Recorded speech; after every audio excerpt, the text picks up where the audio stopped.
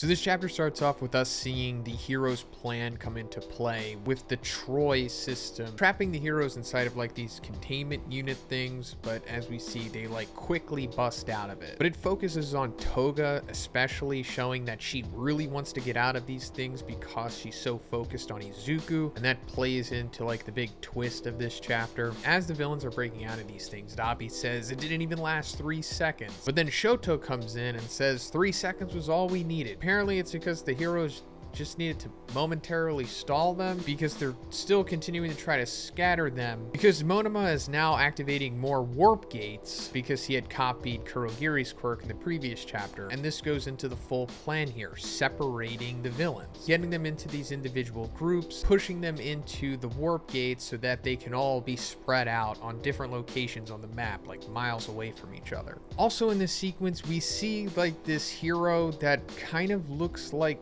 Crust, and it appears that he even has like a similar kind of quirk to him. I guess this is like a relative of Crust. I mean, we are not getting a name or anything on this guy other than just his dialogue here, but we know it's not Crust because he died in the initial decay wave that Shigaraki caused back in the original war. Also, we get like a funny little bit of dialogue from one of these liberation lieutenants. I think that's who's saying this. He's like, "You capitalist pigs, just how much money did you spend on this?" Talking about the Troy system. And that's funny, of course, because this guy is literally serving the Dark Lord of fascism. But anyway, as the heroes are pushing the villains into these warp gates, we see Izuku randomly being tugged into one of them. It's later revealed that this was Toga, and this causes a deviation in not only the hero's plan, but also the villains kind of in a way. And as this sequence is coming to an end and we see the villains getting pushed to the locations that they were intended, there are some stragglers. And All Might tells Fat Gum, "Capture everyone that the gates missed, you're in command. Also take good care of Aoyama," because, you know, Aoyama has been redeemed, at least in the eyes of the characters in the story. So his slate just wiped clean. But along with the other developments in this chapter, I guess Horikoshi is just kind of setting up the multiple different stories that we're going to be following. Like maybe we'll come back to Fat Gum and Aoyama and whoever else is here, seeing them getting the rest of the ancillary villains. And on top of that, we're seeing Monoma go back into his own warp gate so that he is regrouping with Aizawa. And I speculated that Aoyama is probably going to wind up using Aizawa's erasure quirk if Aizawa doesn't straight up do it himself, but he kind of implied that he can't really fight anymore. And that brings us to phase 2, where I guess we're seeing like the 3 big fights that are going to be happening, and one of them is All for One with the villains that he's been isolated with. From what I can see, the main group that's going to be taking him on are like Endeavor, Hawks, Tokoyami, Kamui Woods. I think Shishido is there too, and there's others of course, but they'll be more prominent as this sequence goes on. But it appears that like Hawks like immediately shoots a feather at All for One, but it really doesn't do much because he says, "I'm sorry, Endeavor, my attacks don't have much power to go through that thing he's wearing." And then Endeavor gives us some exposition on All for One's warping quirk. He says it seems to be an inferior version of Kurogiri's warp gate, and the reach of it is a lot shorter, and he can't warp himself. They've also fortified the UA barrier, taking all of that into account, so I guess we're just led to believe that All for One is trapped here. But it remains to be seen if he's trapped with them or if they are trapped with him. And then All for One says, "You've done nothing more than divide the already dwindling stock of heroes." And that makes me think like, yeah, they are down on heroes, especially after the outcome of the previous war, but we've had rumblings in the story of possible support coming in from other countries as well as other schools, and it was stated that UA is linked to Shiketsu, so I'm pretty sure that's going to come into play eventually, aside from just other international support. So the other big encounter that we're coming to is Shoto facing off against Dabi, and they're fighting in front of the All Might statue. Then we're going to the next big battle, and it's the team that's going to be taking on Shigaraki, and it's supposed to be Izuku, Bakugo, and Best Jeanist, but as we saw earlier, he was pulled through a warp gate by Toga,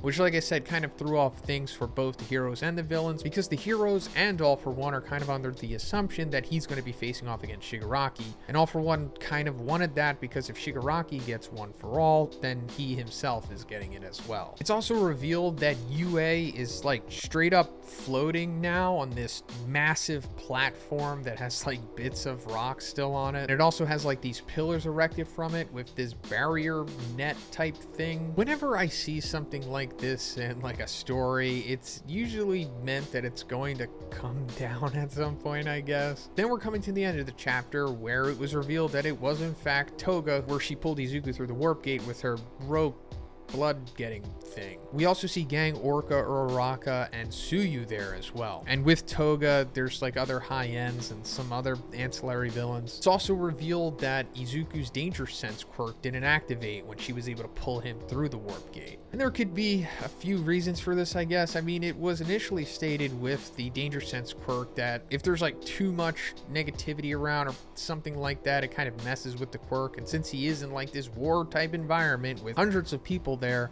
maybe it could be throwing it off. But then, of course, the other option is that there was no ill intent behind Toga pulling him through the gate, meaning that Toga maybe doesn't necessarily want to put Izuku in danger. Hey, if you made it this far, maybe you'd be interested in following me on Instagram. I'm going to switch over to using that platform more so than just YouTube at this point. I'll be posting like stories and other, stupid pictures or whatever. So yeah, if you're interested in that, check it out. Her motives, at least in my opinion, have been pretty ambiguous so far.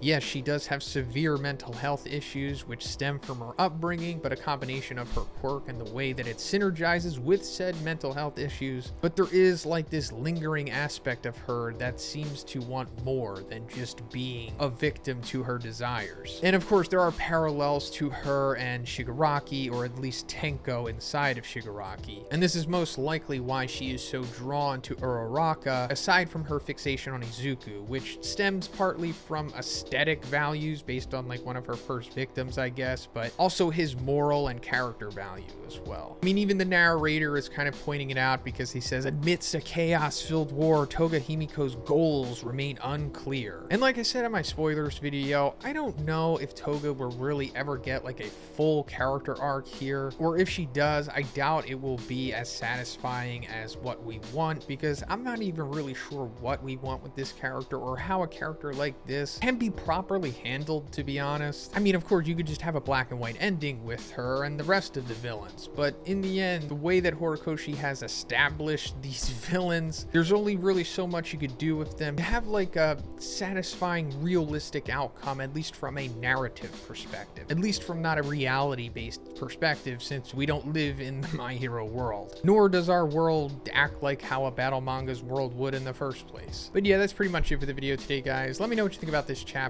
What do you think Toga's goals are, and where do you think the story is headed? Let me know. And if you liked the video, please give it a like, and please subscribe if you haven't already. Have a great day. I'll see you in the next one.